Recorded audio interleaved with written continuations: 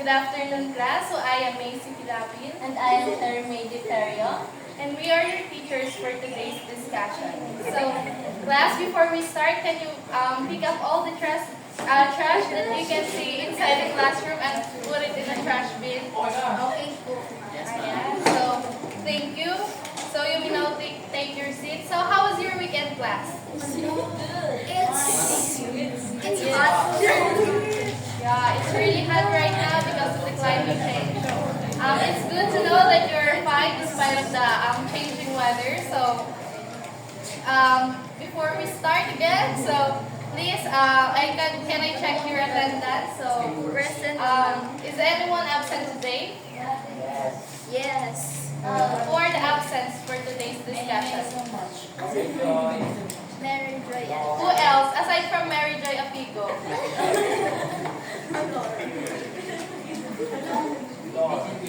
So I think only Mary Joy Apigo is absent for today. Why are you laughing, class? For today's discussion. Okay, we're glad that everyone is present today. Maliban kay Mary Joy. So, okay, class, before we formally start our new lesson for today, let's have first a recap. So, what are our previous lesson, Miss Kyla? It's about group this. Yes. So we're glad that you still there's something being instilled in your mind about our last discussion. So now, does anyone here from the class who doesn't have any gadgets? I think no one, right? So every one of us has gadgets such as cell phones, laptops, and other things. So I have a question here. Can you define what is a copyright loss? Yes, Mr. Mark Angelo. What do you mean when we talk about copyright loss? I think these are laws that protect anyone against someone who will steal their intellectual property or something that's Yes, exactly. Exactly. Thank you so much, Mark. So, do you easily cite consequences of copyright laws? Or any one of you na nakaranas na ba na nagkaroon ng copyright law? So, I guess, di ba, when we are using music in Facebook, di ba, there were times and also on TikTok na nami-mute siya. Is it because hindi na bibigyan ng maayos na credit yung may-ari ng music na yon? So, ayun yung parang isa na yun na evidence na yun na ay consequences na yun ng copyright law na yun na mute yung video natin. So I guess we are all equipped with the intellectual property rights on the development and use of digital materials. So, okay, class, let's have an activity to find out how confident you are when working. So, this activity is what we call a jigsaw puzzle. So, in this activity, you need to put up all together pieces of puzzle to create a digital material. So, here are the digital materials. For example, so in order to attain that, you have to properly place it on a puzzle piece in the right places. So, it's that clear, class? Yes, thank you. So I need two groups consist of at least two representatives. So anyone from the group? Okay, Anyone count from on the 1 to 10. Miss Jackie, can you give me a number? 1 to 20. 13. 1, 2, 3, 4, 5, 6, 7, 8, 9, 10, 11, 12, 13. Yes, Mr. Mr.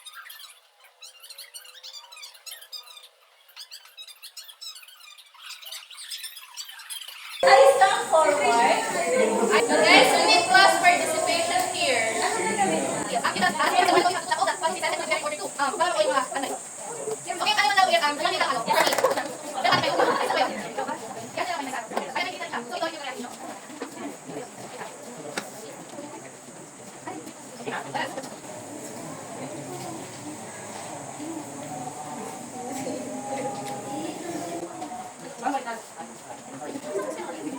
So, sa mga hindi mo kasama dyan, observe there, ano yung mabuti?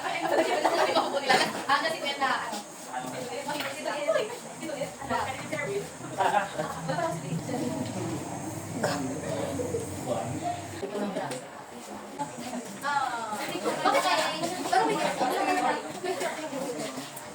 Erwin and Miss Carly this gift card. You will claim your prizes later. So, what type of digital material is this? Computer. A computer. Yes, a computer. How How about about the other one? Laptop. Yeah, a laptop. Yes, So, Mr. Erwin Kaasi, can you define what is a computer?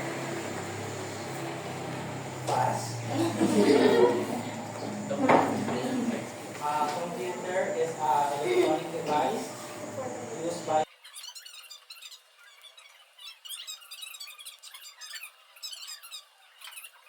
Come to think of it, what is the definition of intellectual property rights?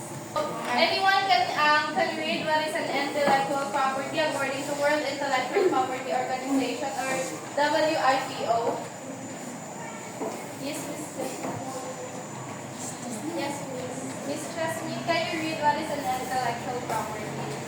Intellectual property refers to creations of the minds and inventions, literary and artistic works, designs and symbols, names and images used in intellect. So yes, internationally, these intellectual properties are protected by the World Intellectual Property Organization. So to the Philippines. So it is one of the 191 member states. So in our country, we have an intellectual property office of the Philippines, which administers and implements state policies about the intellectual property. So also we have a copyright. So a copyright, it refers to the legal right given to the owner of the original work or intellectual property. These works are original intellectual creations in the literary and artistic domain protected from the moment of their creation, which include the following. So ayan, the booklets, the books, pamphlets, articles, and other writings. So periodical and newspapers, letters, the dramatic or dramatical musical compositions, choreographic works or entertainment and dance shows, musical compositions with or without words, works or drawing, painting, architecture, sculpture, engraving, lithography, and other works of art, models, or designs for works of art. Also, original ornamental designs or models for articles are manufactures, whether or not registrable, as an industrial design, and other works of applied art. So, illustrations, maps, plans, sketches, charts, and three-dimensional works are relative to geography, topography, architecture, or science. So, drawings or plastics works or scientific or technical character, a photographic works, including works produced by a process analogous to photography, lantern, slide. So, audiovisual works are cinematographic works and works of printing by process analogous to cinematography or any process for making audio visual recording. So, pictorial and illustrations and advertisement programs and other literary, scholarly, scientific, and artistic works. So ayun, yung lahat ng mga nabanggit naming mga works and such as if they are not properly credited, so yun nga, magkakaroon ng tinatawag nating copyright. So kahit words pa yan and such as yung mga ginagawang yun nga, yung mga arts. So ayan, mga sinusulat and such as kahit yung mga wordings, kung yun nga, pag kunwari, di ba, narinig nyo ba dati yung sa, anong pangalan na nito?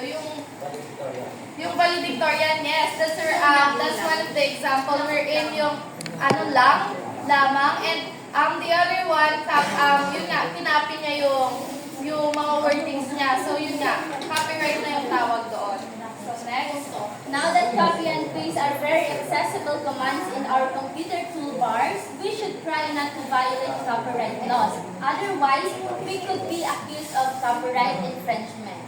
Copyright infringement is use of works without permission, where the copyright holder has the exclusive rights to reproduce, distribute, display, or perform the protected work, or to make the derivative works. Proper citation should be used when including them in our output. So, for the guidelines, So, guidelines on the use of copyrighted materials by Ismaldino, Lofer, and Russell in 2012. So, contrary to popular opinion, all material on the internet is copyrighted unless stated otherwise. It is copyright even if it does not display the copyright symbol.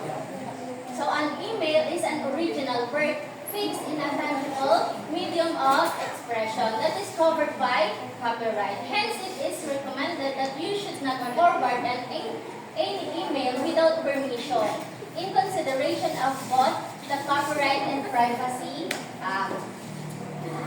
So the next one is downloading an article from a newspaper's website, making copies and distributing them to your student before a class discussion on the topic is permissible following the current photocopying guidelines which permit making multiple choices for classroom use.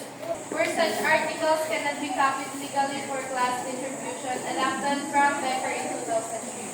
So the next is you cannot post students' essays, poems, or other works on the school website unless you have a permission from the students and their parents or guardians. So for the last one, educators should treat copyrighted materials from the internet the same way to do the print formats. The best guideline is to always obtain permission. When in doubt, ask. So ayun nga. So the best guideline is always ask permission. At kung hindi naman tayo sigurado, we better ask. So ayun.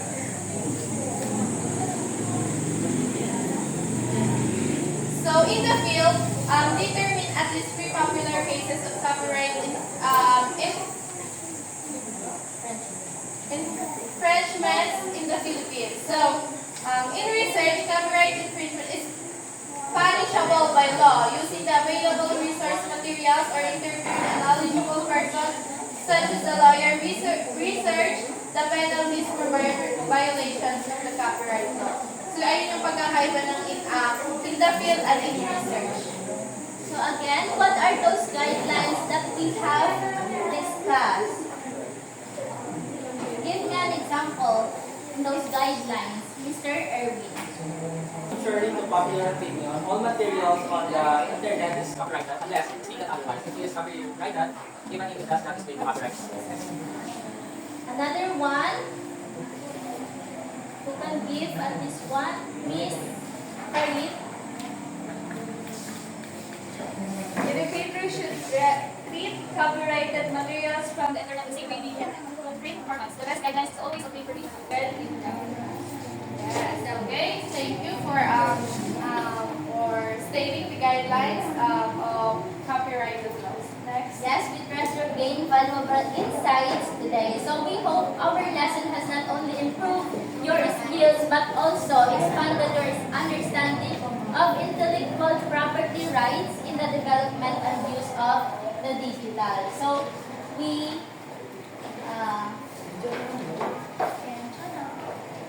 are now proceed to the next topic. Which is plagiarism. Plagiarism.org further elaborates the following as plagiarism. Number 1, turning in someone else's work as your own. So, ayun. Understandable, right? Yes. So, copying words or ideas from someone else without giving credit. Failing to put a quotation on quotation marks. Giving incorrect information about the source of quotation. Changing words but copying the sentence structure of a source without giving credit. Copying so many words or ideas from a source that it makes up the majority of your work, whether you give credit or not. On fair use rules. Also, for images, videos, and music, the following are counted as plagiarism. So first, we have copying media, especially images, from other websites to paste them into your papers or website. So making a video using footage from others' videos or using copyrighted music as a part of the soundtrack. So yun nga yung kapag kumukuha tayo ng mga music na hindi tayo nagpapaalam is nakaka-copyright yung ating video na ginagawa natin pinupost sa mga Facebook, TikTok, and other pages. So performing another person's copyrighted music, playing a cover. So composing a piece of music that borrows heavily from another composition.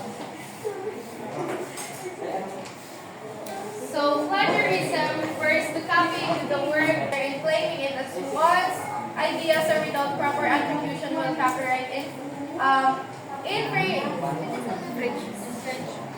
infringement is copying one's work without obtaining permission. So in the sense, copyright infringement is a violation of the right of the copyright holder while plagiarism is a violation of the right of the author. So ayon. So as we have to note that not all authors are copyright holders. There are cases when the publisher owns the copyright. We will have an activity wherein you will answer these questions in a piece of paper. So Yes. we have 5 questions. So you just answer the questions. Answer only. Yes, please bring out 1/4 sheet of paper. So, okay, Answer only. So I don't take any piece of paper. Okay, we're going to read the question for you to understand. So what is digital intellectual property? Lastly, why are intellectual property rights important? So you will submit your outputs tomorrow. Tomorrow. Yes. So now let me hear some thoughts about you. What we have learned in our discussion for today. Yes, Mr. Kaasi, Eric Kaasi. Can you please share your thoughts about what we have discussed? It is important to always give a credits to the people who don't the information. So it's dahil doon tayo lumabag sa mga ethical magkaroon tayo ng ethical and intellectual violation kung nabanggit ko kanina yung impeachment and plagiarism. Yes, correct. So any more thoughts? How about Mr. Eric Kaasi? What are your insights about our discussion? It is heavily emphasized that we should always cite our sources and give credits to proper individuals about work that it's not us because plagiarism is a crime. Yes. Intellectual property protection is important in fostering innovation. Without the protection of ideas, individuals will not be able to enjoy the full benefit of their inventions, and they will not be compensated for their creation. So, are there any more clarifications, class? If that's the case, Thank you for listening and see you tomorrow.